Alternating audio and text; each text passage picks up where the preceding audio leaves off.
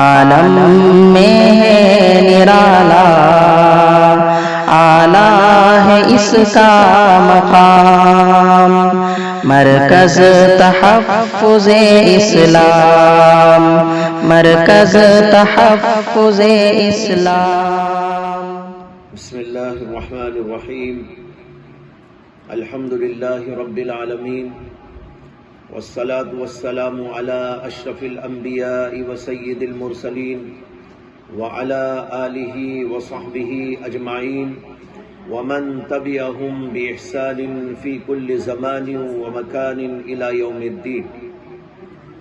اما بعد، فاعوذ باللہ من الشیطان الرجیم، بسم اللہ الرحمن الرحیم۔ ارأیت الذی یکذب بالدین فذلک الذی یدعو الیتیم ولا یحض علی طعام المسکین فویل للمصلین الذین هم یراؤون ویمنعون الماعون۔ بزرگان محترم،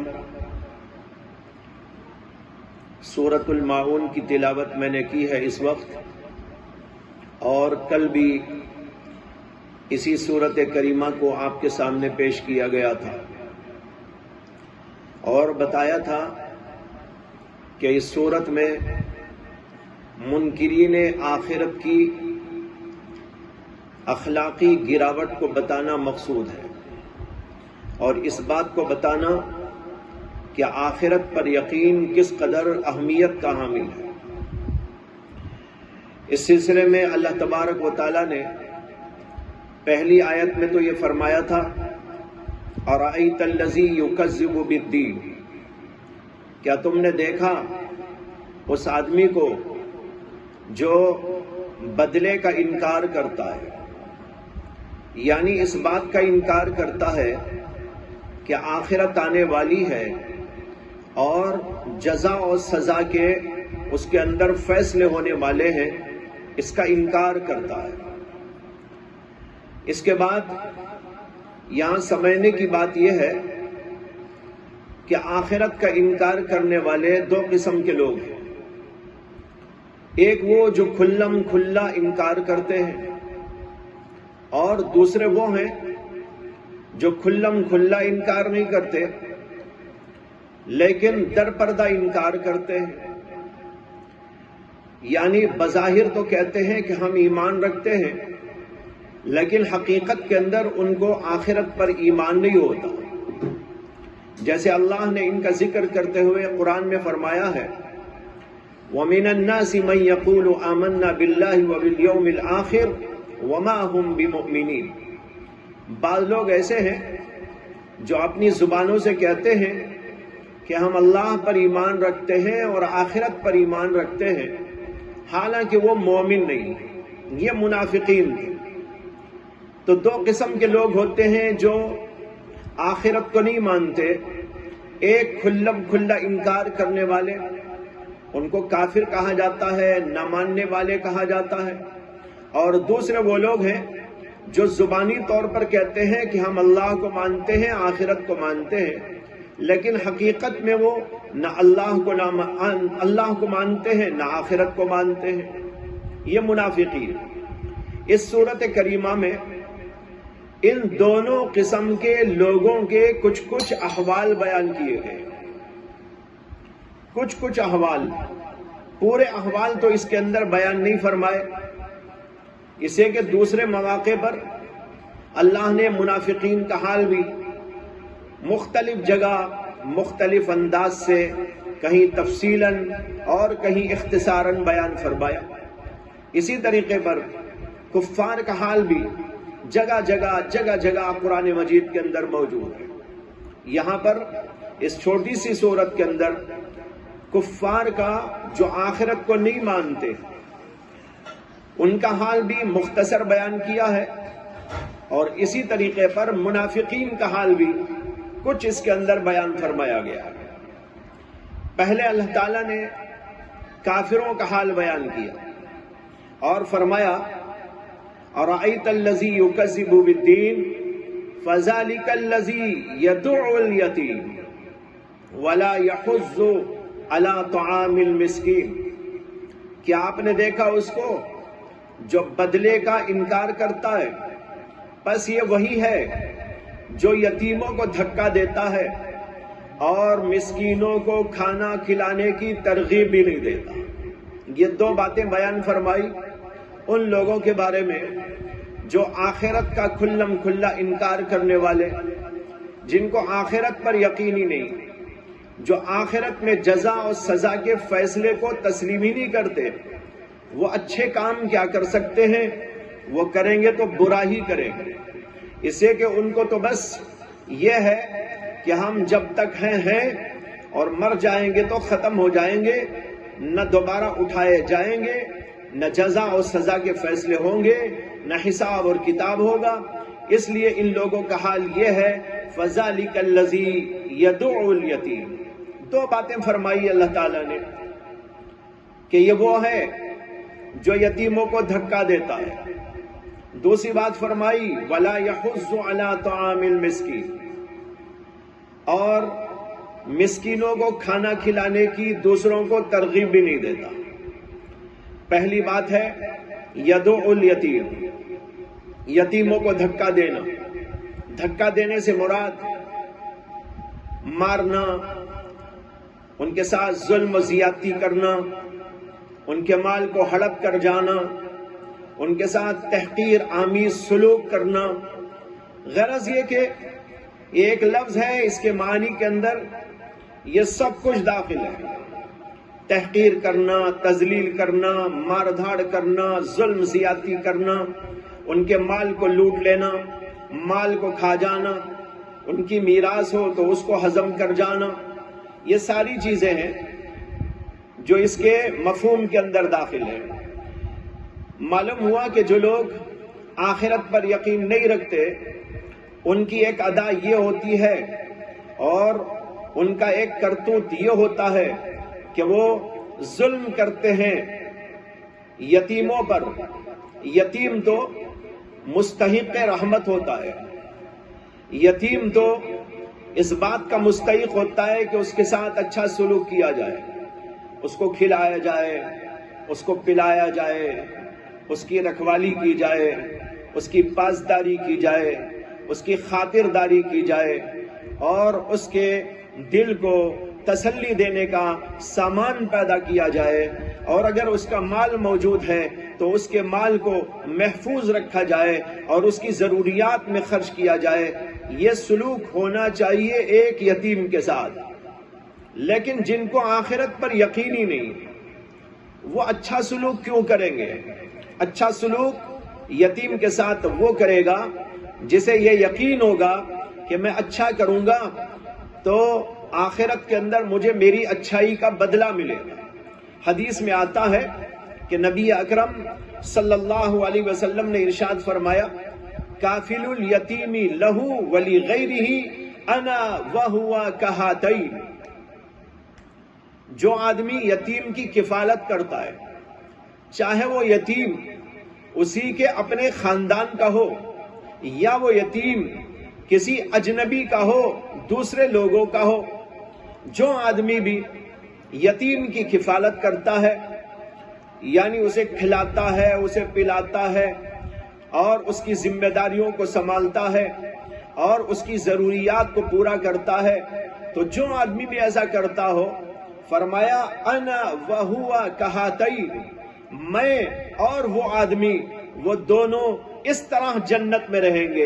ये कहकर अल्लाह के नबी अलैहिस्सलातु वस्सलाम ने अपनी दो उंगलियों से इशारा फरमाया, एक बीच वाली उंगली और एक शहादत की उंगली। ये दो उंगलियां जैसे बाजू बाजू और मिली हुई है।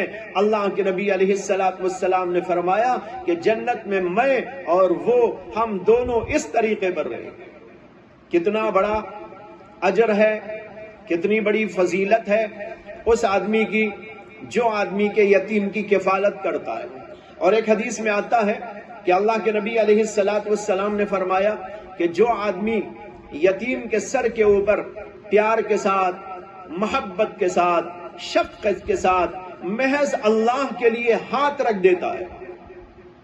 शफकत और प्यार का अंदाज एक ये होता है کہ کسی کے سر کے اوپر ہاتھ رکھ دیا جائے، تو فرمایا کہ جو آدمی کسی یتیم کے سر کے اوپر ہاتھ رکھ دیتا ہے پیار کے ساتھ، محبت کے ساتھ، شفقت کے ساتھ، محض اللہ کے لیے، تو جتنے بال اس کے ہاتھ کے نیچے آ جائیں گے ان میں سے ہر بال کے عوض میں اللہ تبارک و تعالی اس کو نیکی عطا فرمائے گا۔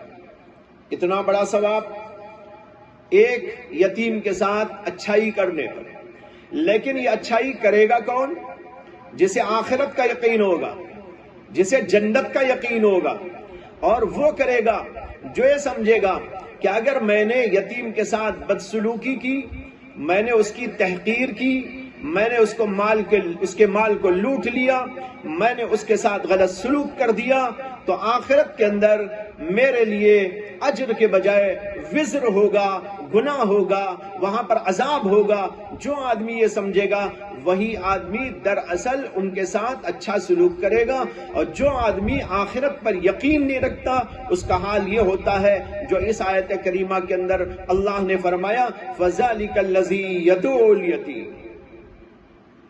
اور دوسری بات جو فرمائی ان لوگوں کے بارے میں وہ ہے وَلَا يَحُضُّ عَلَىٰ طَعَامِ الْمِسْكِينِ۔ یہ لوگ جو آخرت پر یقین نہیں رکھتے وہ خود تو کیا کھانا کھلاتے غریبوں کو، مسکینوں کو، اور جو ہے اپاہج لوگوں کو، بلکہ یہ دوسروں کو بھی ترغیب نہیں دیتے۔ خود کھلانا اور خود ان کی خدمت کرنا تو بہت دور کی بات، وَلَا يَحُضُّ عَلَىٰ طَعَامِ الْمِسْكِينِ، یہ دوسروں کو بھی کھانا کھلانے کی ترغیب نہیں دیتے۔ کسی کو یہ بھی نہیں بول دیتے کہ بھئی دیکھو فلاں آدمی مسکین ہے، اس کو ذرا کھانا کھلا دو، فلاں آدمی کو بڑی ضرورت ہے، اس کی ضرورت میں اس کی مدد کر دو۔ یہ کہنا بھی بہت بڑے اجر کا باعث ہوتا ہے، لیکن نہ خود کرتا ہے خدمت، نہ دوسروں کو اس کی ترغیب دیتا ہے۔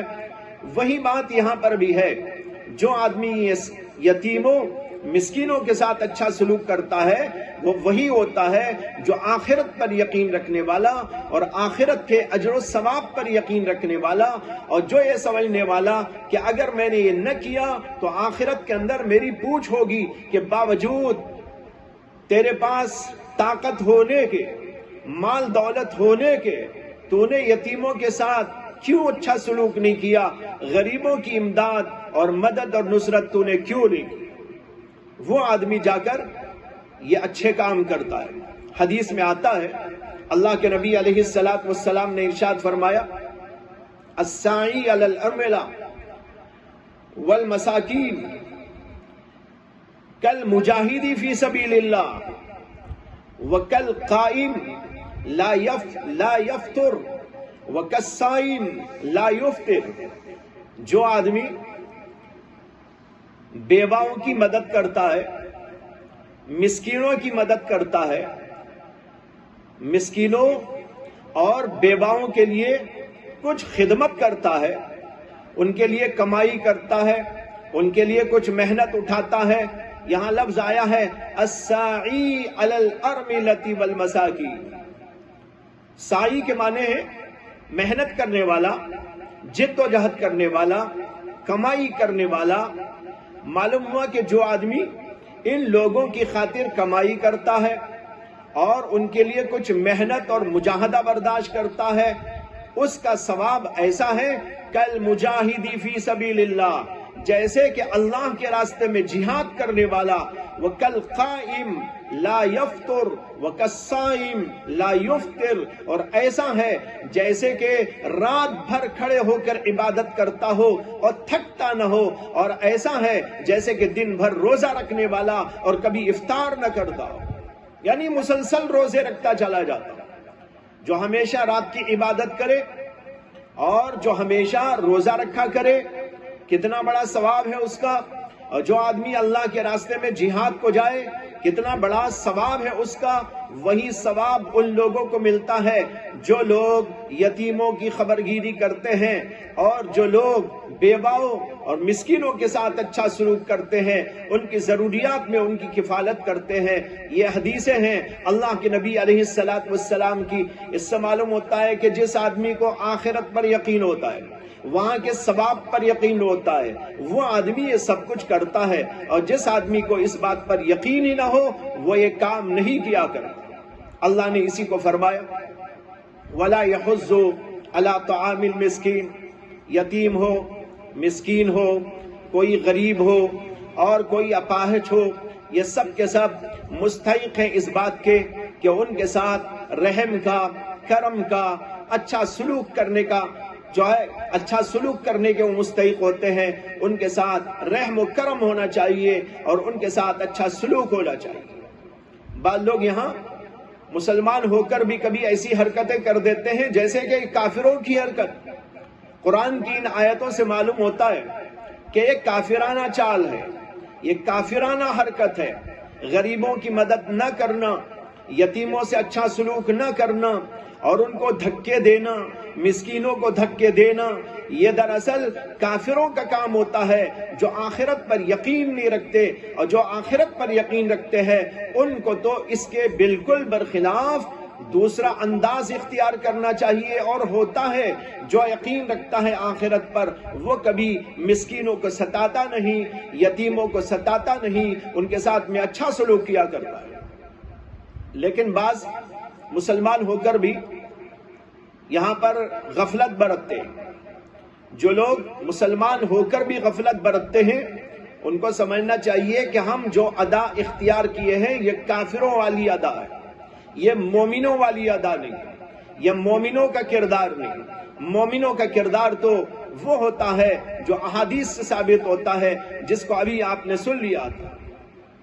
مجھے یہاں پر ایک قصہ یاد آ گیا جو بہت ہی عبرتناک اور ہم سب کے لیے ہمارے دلوں کو جھنجھوڑنے والا ہے۔ یتیموں کے ساتھ ہو، مسکینوں کے ساتھ ہو، کبھی کوئی بدسلوکی نہیں ہونا چاہیے، اور اگر بدسلوکی کر دی کبھی ایسا ہوتا ہے کہ اللہ کی پھٹکار آتی ہے، اور اللہ کی پھٹکار آخرت میں تو ہوگی ہی، دنیا کے اندر بھی کبھی اللہ تبارک و تعالی یہ دکھا دیتے ہیں۔ میرے استاذ محترم اور شیخ حضرت مولانا شاہ مسیح اللہ خان صاحب نور اللہ مرقدہ، جو حضرت حکیم الامت اشرف علی تھانوی رحمت اللہ علیہ کے جلیل القدر خلیفہ تھے، ان سے واقعہ میں نے سنا اور کئی دفعہ سنا۔ فرمایا کہ ایک آدمی تھا جو بڑا مالدار تھا، وہ ایک دفعہ اپنی بیوی کے ساتھ، بچوں کے ساتھ بیٹھ کر کھانا کھا رہا تھا۔ عین اسی موقع پر ایک سائل اور مانگنے والا اس کے دروازے پہ آ کے دستک دیا اور کہا کہ اللہ کے نام سے کچھ دے دو۔ اس کی بیوی نے کہا کہ کچھ روٹی دے آتی ہوں، لیکن وہ شوہر کہنے لگا ارے ایسے مانگنے والے تو آتے ہی رہتے ہیں، یہ بے شرم ہے، بے حیا ہے، دوسروں کے دروازے پہ جا کے مانگتے رہتے ہیں، چھوڑو ان کو کیا دینا۔ اور خود اٹھ کے گیا اور جا کر اس کو ڈانٹ پلائی اور کہا کہ تمہیں کچھ کام نہیں ہے، جاؤ اور کماؤ کھاؤ، میرے دروازے پہ کیوں آئے ہو، ڈانٹ کر اس نے بھیج دیا۔ خیر بات آئی اور گئی، وہ آدمی اس دروازے سے دوسرے دروازے پہ گیا، دوسرے سے تیسرے دروازے پہ گیا، اور جہاں اللہ کو اسے دلانا تھا وہاں سے اللہ نے دلا دیا، اس کا کام تو یوں بن گیا۔ لیکن یہاں پر اللہ کا عذاب نازل ہونا شروع ہو گیا۔ ہوا یہ کہ چند دنوں تک جو ہے تجارت اس کی ڈاؤن ہونے لگی، اور روزانہ بجائے نفع کے نقصان ہونے لگا۔ پہلے تو نفع کم ہو گیا، نفع کم ہوتے ہوتے ہوتے نوبت یہاں تک آئی کہ جو ہے نقصان ہونے لگا، اور جب تجارت میں نقصان شروع ہو گیا تو بہت دنوں تک برداشت کیا نقصان، لیکن آخرکار دکان اٹھا دینی پڑی، تجارت بند کر دینی پڑی، اور پھر نوبت یہاں تک آئی کہ گھر کے اندر جو اشیاء موجود تھی ان کو بیچنے کی نوبت آ گئی۔ المار بیچ دیا، پلنگ بیچ دیا، اور ضرورت کی جو اشیاء تھی بڑی بڑی وہ بیچنے لگا، گھر کا زیور بیچ دیا۔ یہاں تک نوبت آ گئی کہ اس نے اپنی بیوی سے کہہ دیا کہ اب مجھے تجھے پالنے کی سکت موجود نہیں ہے، اس لیے میں تجھے طلاق دیتا ہوں، تو اپنے میکے چلی جا۔ خیر وہ طلاق لے کر اپنے گھر آ گئی. یہ سارا ساز و سامان جو اس کے گھر میں تھا وہ بک گیا. خیر اس کے بعد یہ ہوا کہ چند دنوں کے بعد اس عورت کے ماں باپ نے اس کی شادی کے لیے کوشش کرنی شروع کر ڈالی کہ کسی اور جگہ شادی ہو جائے. اور ایک جگہ پر رشتہ آیا، اور رشتہ آیا، پسند آ گیا اور شادی ہو گئی. جب شادی ہو کر وہ اس دوسرے گھر کے اندر گئی، دوسرے شوہر کے گھر میں، تو وہاں پر ایک عجیب و غریب بات اس کو نظر آئی. اس نے دیکھا کہ جو جو سامان اس پہلے شوہر کے گھر میں موجود تھا وہی سامان یہاں پر موجود ہے. اسی طرح کا المار ہے، اسی طرح کے پلنگ ہیں، اسی طرح کی اور چیزیں ہیں، وہی سب کچھ جو وہاں موجود وہ سب کچھ یہاں دکھائی دینے لگا. خیر اس نے سمجھا کہ اتفاق ہوگا کہ یہاں بھی ایسی چیزیں میں دیکھ رہی ہوں. اس کے بعد ایک دن یہ نیا جوڑا کھانے کے لیے بیٹھا تو کھانا کھا رہے تھے کہ کسی فقیر نے اس دروازے پہ دستک دی اور کہا اللہ کے نام سے کچھ دے دو. تو وہ شوہر کہنے لگا اپنی اس بیوی سے کہ کوئی فقیر آیا ہے، یہ لے جاؤ، اللہ نے ہم کو بہت کچھ دیا ہے، اس کو دے کے آؤ.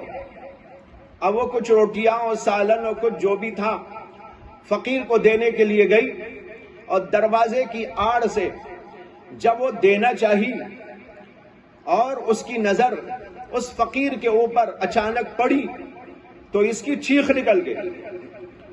اس نے ایک چیخ ماری. فقیر تو لے کے آگے بڑھا. شوہر اندر سے اٹھ کے آیا اور پوچھنے لگا کہ کیا ہوا؟ تو اس نے کہا کچھ نہیں، ویسے ہی بات ہے. کہا کہ کچھ اس نے تم کو کہہ دیا، کچھ چھیڑ دیا، کوئی اور بات ہو گئی؟ کہا کچھ نہیں. تو اس نے اصرار کیا کہ آخر تم نے اتنی بڑی چیخ کیوں ماری؟ تو اس نے اپنا قصہ سنایا اور کہا چیخ اس لیے نکل گئی کہ یہ جو مانگنے کے لیے میرے در پہ اب آیا تھا یہ دراصل میرا پہلا شوہر تھا. اس پہلے شوہر کو میں اس حالت کے اندر دیکھی تو میری چیخ نکل گئی. اس نے کہا ارے ایسا کیسا ہو گیا؟ اب اس نے اپنا قصہ سنایا اپنے اس دوسرے شوہر کو کہ ایک دفعہ میں اس پہلے شوہر کے ساتھ بیٹھ کر کھانا کھا رہی تھی اور ایک فقیر آیا تو میرے شوہر نے اسے ڈانٹ پلائی. وہ فقیر تو چلا گیا. اس کے بعد اللہ کا عذاب شروع ہو گیا، تجارت ٹھپ ہو گئی، نقصان پہ نقصان ہو گیا، گھر کا مال بھی بیچ دیا گیا، المار بیچ دیے گئے، ساری چیزیں بیچ دی گئی، زیور بیچ دیا گیا. پھر اس نے مجھے طلاق دے دی، میں طلاق لے کے آئی اور پھر اس کے بعد تمہارے سے میری شادی ہو گئی. اب میں دیکھ رہی ہوں کہ وہ شوہر میرا بھیک مانگنے کے لیے میرے دروازے پہ آیا. یہ سننے کے بعد وہ دوسرا شوہر اس سے کہنے لگا اگر تم کو یقین آئے تو سمجھو کہ جو اس وقت میں تمہارے دروازے پہ آیا تھا وہ دراصل میں ہی تھا. اس نے مجھ کو ڈانٹ پلائی، میرے دل سے بد دعا نکلی تھی، بد دعا قبول ہو گئی اور اللہ نے اس کی ساری چیزیں مجھ کو دے دی، اس کا مال مجھ کو دے دیا، یہاں تک کہ اس کی بیوی بھی میرے پاس میں آ گئی اور اللہ نے اسے میرے در کے اوپر بھکاری بنا کے بھیج دیا. یہ عبرت خیز واقعہ ہے، ہر آدمی کو یاد رکھنا ہے. کسی یتیم کو نہ دھتکارو، کسی فقیر کو نہ دھتکارو، کسی مانگنے والے کو نہ دھتکارو. قرآن میں اللہ نے حکم دیا ہے وَأَمَّا السَّائِلَ فَلَا تَنْهَرْ، کسی فقیر کو جھڑکی نہ دو، اگر ہے تو دے دو، اگر نہیں ہے تو کچھ اچھی بات کہہ دو، معذرت کر لو. قول معروف ومغفرۃ خیر من صدقۃ یتبعها اذی. اللہ کہتے ہیں کہ کسی فقیر کو اچھی بات کہہ کر ٹلا دینا یا اس سے معافی طلب کر لینا کہ بھائی اللہ کے لیے معاف کرو میں نہیں دے سکتا، یہ اس بات سے اچھا ہے کہ کسی فقیر کو کچھ دے کر اس کو جو ہے کچھ ذلت اور رسوائی اور کچھ تحقیر کر کے تکلیف پہنچائی جائے، اس سے بہتر تو یہ ہے کہ تم نہ دے کر معافی طلب کرو. بہرحال بتانا یہ تھا کہ مسلمان کا کردار یہ ہونا چاہیے کہ ہر ایک کے ساتھ اچھا سلوک، ہر آدمی کے ساتھ اچھا سلوک، غریبوں کے ساتھ میں اچھا سلوک اور ان کی خدمت اور ان کی نصرت اور ان کی مدد، یتیموں کے ساتھ اچھا سلوک اور ان کی خبرگیری، یہ دراصل مسلمان کا کام ہوتا ہے۔ اور جیسے کہ آج کل کے حالات ہیں، ان حالات میں بھی ہم کو اور آپ کو اس سلسلے میں آگے بڑھانا چاہیے۔ اللہ نے ہم کو جتنا دیا اس میں سے کچھ نہ کچھ غریبوں کا حصہ نکالتے رہنے اور ان کی خدمت کرنے کو اپنے لیے بہت بڑی سعادت مندی کا ذریعہ سمجھنا چاہیے۔ قرآن کریم نے اس سورت کریمہ میں یہ مضمون ارشاد فرما کر ہم کو اور آپ کو یہی بتایا ہے کہ دیکھو، یہ کردار تو اخلاقی گراوٹ والی یہ بات تو ان کافروں میں ہوتی ہے جو آخرت کو نہیں مانتے، اور اے مسلمانوں تم مجھے مانتے ہو اور آخرت کو مانتے ہو، اجر و ثواب کو مانتے ہو، جنت و دوزخ کو مانتے ہو، اور سوال و جواب اور حساب و کتاب کو مانتے ہو، تو تمہارا کردار تو اس کے برخلاف یہ ہونا چاہیے کہ تم یتیم کو دھکا دینے کے بجائے یتیم کو سینے سے لگاؤ، اس کے سر کے اوپر ہاتھ پھیرو، اس کی خدمت کرو اور اس کی مدد کرو۔ اور اسی طریقے پر جو یتیم، جو مسکین ہو، فقیر ہو، ان کی مدد کرو، نصرت کرو، خود کھلاؤ، اگر خود کسی وجہ سے نہیں کر سکتے دوسروں کو ترغیب دو کہ بھائی اللہ کے بندو، میں تو نہیں کھلا پا رہا ہوں، اللہ نے تم کو دیا ہے تو تم ان کو کھلاؤ۔ یہ ایک مسلمان کا طرز زندگی ہوا کرتا ہے، اور ایک کافر کا طرز زندگی وہ ہے جو ان آیتوں کے اندر اللہ نے بیان فرمایا ہے۔ باقی انشاءاللہ کل عرض کیا جائے گا۔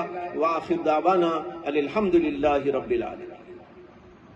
عالم میں نرالا اعلیٰ ہے اس کا مقام، مرکز تحفظ اسلام، مرکز تحفظ اسلام۔